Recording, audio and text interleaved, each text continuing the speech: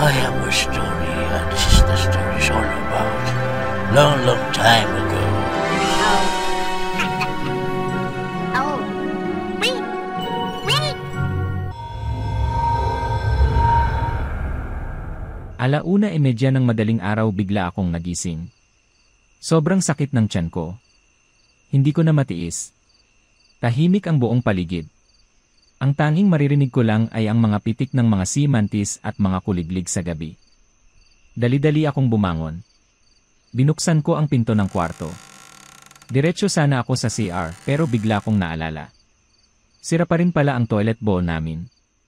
Matagal na naming balak ipaayos pero dahil sa simpleng buhay sa isla at kakulangan sa materyales, hindi pa rin ito naayos. Pasintabi po sa mga kumakain ngayon, tuloy tayo sa kwento. At sa ganitong pagkakataon ay no choice na ako, kundi ay pumunta na lang doon sa gilid ng dagat dahil yun na lang ang naging last option ko. Nakakahiya rin kasing makigamit sa banyo ng kapitbahay namin, sa kadahilanan na baka kasi makadisturbo rin ako sa mahimbing nilang tulog dahil oras na ng gabi. Lumabas ako ng bahay, tinanaw ang paligid. Tahimik. Maliwanag ang buwan pero hindi kabilugan. Medyo malamig ang hangin. Naglakad ako papunta sa baybayin, pero dahil low tide, kita ko ang tuyong bahagi ng dagat. Nagdesisyon akong lumakad pa ng kaunti, doon sa parte kung saan malayo sa bahay namin at may kaunting tubig. Sa aking paligid. Sa kanan, ang malawak na karagatan. Sa likod, tuyong parte ng dagat. Sa kaliwa, medyong malayo mula sa kinalalagyan ko ay ang makapal na mangrove forest. Sa harap, sa malayo ay ang bahay naming simple at gawa sa kahoy. Sa totoo lang, wala akong nararamdamang kaba. Sanay na ako sa katahimikan ng gabi. Pero noong natapos na ako at tumayo, doon nagsimula ang kababalaghan. May napansin akong liwanag. Isang kakaibang ilaw. Hugis medyo pabilog. Kulay orange na may halong dilaw. At nanggaling ito sa gitna ng mangrove forest.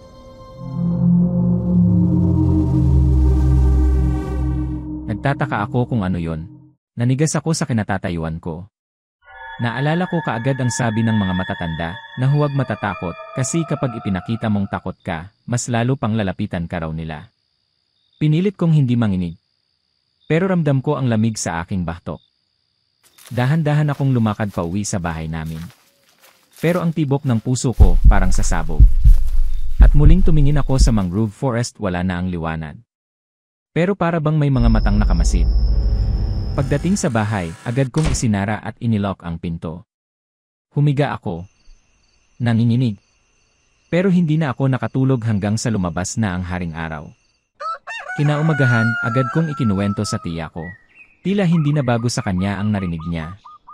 At ang sabi niya sa akin, iyan ang tinatawag na karabungko. Ayon sa mga matatanda noon, ang karabungko ay hindi hayop, hindi tao. Ito raw ay laruan ng mga engkanto. Isang anyo ng enerhiya o liwanag na ginagamit nilang pang-aliw o pang-abala sa mga tao. Minsan, nagpapakita ito kapag may gustong ipabatid ang kalikasan. O minsan, para lang magparamdam na hindi lang tayong mga nakikita ang nakatira sa mundo. Dahil ayon sa mga kwento ng mga matatanda noon na mayroon pa daw ibang daigdig na hindi natin nakikita. Pero nandyan lang sila sa tabi-tabi.